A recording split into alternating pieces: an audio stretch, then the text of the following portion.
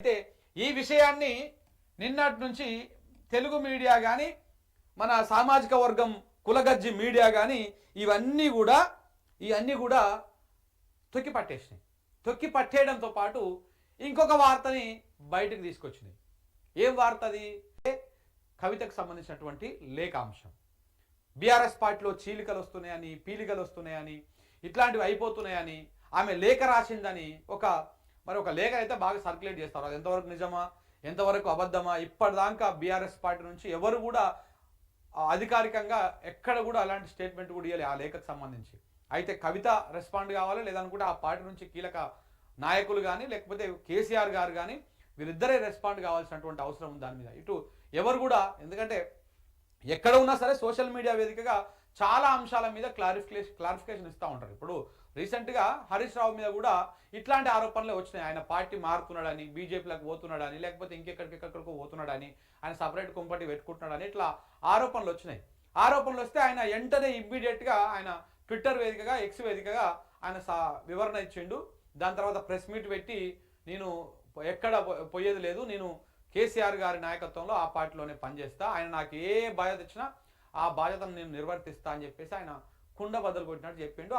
ఆ చర్చకు అక్కడ ఫుల్ స్టాప్ పడిపోయింది. దాని తర్వాత కేటీఆర్ గారు పోయారు, కలిసిరు, మాట్లాడుకున్నారు, క్లారిటీకి వచ్చేసారు. వాళ్ళు ప్రజల కోసం ప్రజా పోరాటంలో వాళ్ళు భాగస్వామ్యం అయిపోతా ఉన్నారు. సో కానీ ఇప్పుడు ఈ విషయంలో మాత్రం అయితే కవిత రెస్పాండ్ కావాలి, లేదనుకుంటే ఇటు కేసీఆర్ గారు కానీ లేదంటే ఆ పార్టీ నుంచి ఎవరన్నా కీలక నాయకులు, వర్కింగ్ ప్రెసిడెంటా లేకపోతే ఇంకా మిగతా నాయకుల ఎవరన్నా కొంత కీలక నాయకులు రెస్పాండ్ కావాల్సినటువంటి అవసరం ఉన్నది. సో కాబట్టి ఆ లేఖకు సంబంధించి చర్చ బాగా వస్తున్నది. ఇప్పుడు నిన్నటి నుంచి కాంగ్రెస్ వాళ్ళు మీకు చూపిస్తా ఆ లేఖకు సంబంధించి ఏమేమైంది, ఎట్టెట్టయిందని చెప్పేసి. అయితే ఇది నేషనల్ హెరాల్డ్ కేసు, రేవంత్ రెడ్డికి సంబంధించినటువంటి కేసు. ఈ కేసులో కవిత లేఖను తీసుకొచ్చినట్టుగా తెలుస్తా ఉంది. కవిత లేఖ ఏదైతే రాసినట్టుగా బయట సర్క్యులేట్ అవుతా ఉందో ఆ లేఖను ప్రాచుర్యంలోకి తీసుకొచ్చారు. మరి మే 2వ తారీఖు నాడు, 2వ తారీఖు నాడు ఆ లేఖ రాసినట్టు మరి ఉన్నది. అయితే ఆ లేఖ మీద చాలా అనుమానాలు ఉన్నాయి. ఇలా పత్రికలు, ప్రధాన పత్రికలు అన్నీ కూడా రాసినాయి, ఇంగ్లీష్ పత్రికలు రాసినాయి, తెలుగు పత్రికలు రాసినాయి, అన్నీ రాసినాయి. మరి ఆ లేఖ వ్యవహారంలో కవిత పెన్నుతోని ఒక పేపర్ మీద రాసి అంతా ఉంటుందా? ఒకవేళ ఇవ్వాలనుకుంటే మంచిగా ఒక డ్రాఫ్ట్ చేసి అట్లా ఇస్తారు కదా, మరి ఇట్లెట్లా బయటకు వచ్చింది? ఇవన్నీ కూడా చాలా అనుమానాలు ఉన్నాయి. ఎందుకంటే కవిత ఏమైనా ఫీడ్బ్యాక్ ఇచ్చినా కానీ ఆమె సైన్ పెడుతుంది, కానీ ఆమె పేరు రాసింది ఈ లేఖ కిందంగా. మరి అది ఆమె రాసిందేనా లేకపోతే రాసింది కాదా, అది ఫేక్ అని చెప్పేసి ఇప్పటికే సర్క్యులేట్ కూడా చేస్తూ ఉన్నారు. ఫేక్ అని చెప్పేసి ఇగో ఇట్లా సర్క్యులేట్ చేస్తూ ఉన్నారు. ఒకవేళ ఆమె ఏమన్నా రాసేది ఉంటే ఇట్లా సైన్ పెడుతుంది, ఇగో ఇట్లా కవిత సైన్ పెడుతుంది. మరి ఇటనేమో ఇక కవిత అని చెప్పేసి రాసింది.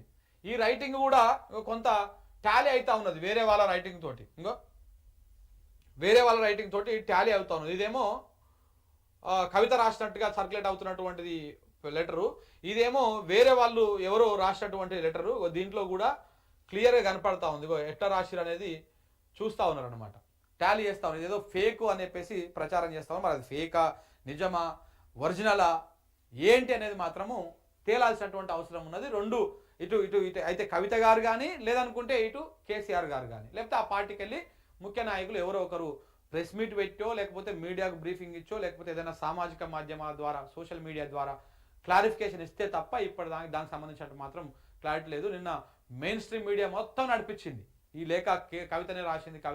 మరి కానీ మనం కూడా వాళ్ళని ఏమంటారు ఈ క్లారిఫికేషన్ తీసుకునే ప్రయత్నం చేసినాం, బట్ కానీ రెస్పాండ్ లేదు. సో కాబట్టి మరి ఏమైతుంది, ఇది నిజమేనా కాదనేది తేలాల్సి ఉంది. అయితే దీని మీద బీఆర్ఎస్ వాళ్ళు ఎవరు కూడా రెస్పాండ్ కాలేదు ఈ లేఖ మీద. కానీ కాంగ్రెస్ వాళ్ళు మాత్రము గుమ్మడికాయల దొంగ ఎవర్రా అంటే మేమే అని చెప్పేసి భుజాలు దాముడుకున్నట్టుగా వీళ్ళు మాత్రం రెస్పాండ్ అవుతున్నారు. కాంగ్రెస్ వాళ్ళు రెస్పాండ్ అవుతున్నారు. ఇక చూడండి, కవిత గారు లేఖకు సంబంధించి కాంగ్రెస్ ప్రమేయం లేదు. ఎవరు అడిగిరు అన్న కాంగ్రెస్ ప్రమేయం ఉందని? ఇప్పుడు కాంగ్రెస్ ప్రమేయం ఉంది, కాంగ్రెసే రాపిచ్చింది లేఖని, రేవంత్ రెడ్డి రాపిచ్చిందని ఎవరన్నా బీఆర్ఎస్ వాళ్ళు ఎవరన్నా అన్నారా? ఎవరు అనలే కదా. వాళ్ళ నాయకులు ఎవ్వరు కూడా ఈ లేఖ గురించి ప్రస్తావించలే కదా. మరి మీరెందుకు మేము ఆ ప్రమేయం లేదని ముందే చెప్పుకుంటున్నారు? అంటే ఇది మీరేమైనా ఫేక్ సృష్టించిర్రా దీనిలో ఈ లేఖని? మీ ప్రమేయం లేకపోతే మీరేమన్నా రాపిచ్చిర్రా? అసలు మీరెందుకు ఇట్లా ఇది ట్వీట్ వేసింది ఎవరు? అద్దంకి దయాకర్ గారు. ఆయన కాంగ్రెస్ పార్టీ అధికార ప్రతినిధి, ఎమ్మెల్సీ కూడా ఇప్పుడు ఆయన. రేవంత్ రెడ్డికి దగ్గర వ్యక్తి కూడా. సో కాబట్టి ఈ లేఖకు సంబంధించి కాంగ్రెస్ ప్రమేయం లేదు అని చెప్పేసి ఆయన చెప్తా ఉన్నాడు. అసలు ప్రమేయం ఉందని ఎవరైనా అంటే కదా మేము లేము అని చెప్పుకోవడానికి. మీకు మీరే చోటా మోటా గల్లీ నాయకుల కానుంచి కాంగ్రెస్ పెద్ద పెద్ద నాయకుల దాకా కవిత లేఖ బయటికి రాగానే మీకు మీరే మాట్లాడుతూ ఉన్నారు ఊహించుకొని. అంటే దీని వెనకాల ఏదో గూడు పుటాన్ని జరుగుతూ ఉన్నది, ఏదో వ్యవహారం జరిగింది. ఇది క్లారిటీ మాత్రం అర్థమవుతున్నది. కవిత రాసిన లేఖ కాంగ్రెస్ ఏదో చేసినట్టు ఆ పార్టీ వాళ్ళు మాట్లాడుతూ ఉన్నారు. ఏ పార్టీ వాళ్ళు మాట్లాడుతూ ఉన్నారు? ఒకటి చూపియండి, ఒక్క బయట చూపియండి, ఒక ట్వీట్ చూపియండి. కవిత రాసినటువంటి లేఖకు సంబంధించి బీఆర్ఎస్ పార్టీ వాళ్ళు కానీ బీఆర్ఎస్ నాయకులు కానీ ఎవరైనా కానీ క్లారిఫికేషన్ ఇచ్చినట్టు దాని మీద స్పందించినట్టు ఒకటి చూపియండి. ఏనో ఆడలేడనో సోషల్ మీడియాలో ఆ పార్టీ సింపథైజర్లు, ఆ పార్టీ కింది స్థాయి కార్యకర్తలు ఎవరైనా పెడుతుండొచ్చు. కానీ ఎవరు ప్రముఖులు, ఎవరు ముఖ్య నాయకులు ఎవరు మాట్లాడకుండా మీరే ఆ లేఖ మీద మాట్లాడుతున్నారంటే ఏదో వ్యవహారం నడుస్తుంది. ఏమైనా కుట్రాజకీయం ఏమైనా ప్లాన్ చేస్తా ఉన్నారో తెలంగాణ రాష్ట్రంలో, తెలంగాణ రాజకీయాలల్లో. ఇప్పుడు షర్మిలను తీసుకొచ్చి ఒక పార్టీ పెట్టించిర్రు. ఆ పార్టీ పెట్టించిన దాంట్లో అందరి పాత్రలు ఉన్నాయి. కాంగ్రెస్ ఓడి పాత్ర ఉన్నది, బీజేపీ ఓడి పాత్ర ఉన్నది. ఓట్లను చీల్చడం కోసము ఏ రకంగా ప్రయత్నాలు చేయాలో ఆ రకంగా ప్రయత్నాలు చేయడం కోసము రకరకాల ప్రయత్నాలు చేసిర్రు. ఆమె కూడా కాళ్ళకు బల్బం కట్టుకొని తెలంగాణ అంతా తిరిగింది. కాళ్ళ మీద నడిచే యాత్ర అన్నది, ఆడబిడ్డ అన్నది, ఈడిబిడ్డ అన్నది, ఏవేవో మాట్లాడింది. కేసీఆర్ని ఏమంటారు ఉగ్రవాదితోనా ఇంకా దేనితోనో పోల్చింది, తాలిబాన్తో పోల్చింది. ఇట్లాంటివన్నీ కూడా చిల్లర రాజకీయం చేసింది ఆమె. ఆమె ఇవాళ ఏడ ఉందో ఎక్కడ పోయిందో అడ్రస్ లేకుండా పత్త లేకుండా పోయింది. ఏపీకి పోయి కూడా జగన్ని కూడా గట్టినే బదనాం చేసింది ఆమె. ఇవన్నీ కుట్రాజకీయంలో భాగం. చంద్రబాబు నాయుడు, మోడీ, ఇక్కడ కొంత బ్యాచ్, ఈ బ్యాచ్ అంతా కలిసి చేసేటువంటి కుట్రాజకీయంలో భాగం ఇదంతా కూడా. మరి అట్లాంటి ఏమైనా కుట్రాజకీయం స్టార్ట్ చేస్తూ ఉందా కాంగ్రెస్ పార్టీ?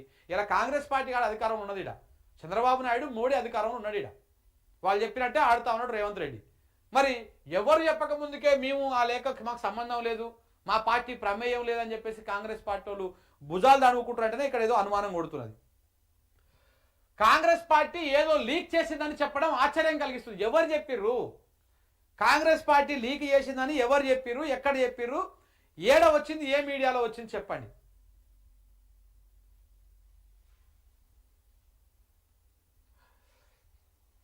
అది బీఆర్ఎస్ అంతర్గత రాజకీయ సంక్షోభం కావచ్చు. వారిని అమ్మ ఏం తప్పులు రాసినావన్నా, సంక్షోభం.